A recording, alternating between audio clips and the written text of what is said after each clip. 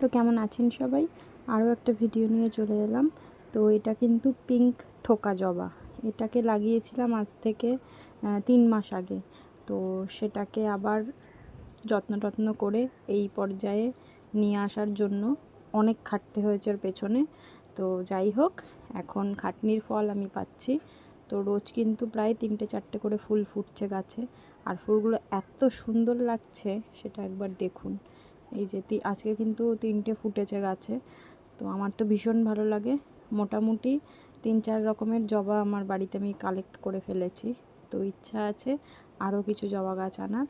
এখনও কিন্তু সেইভাবে জায়গা আমার নেই, মানে তৈরি করতে পারিনি। আস্তে আস্তে তৈরি করছি, আপনাদের সাপোর্ট পেলে আরও ভালো করে জায়গাটা আমি তৈরি করে দেখাতে পারবো।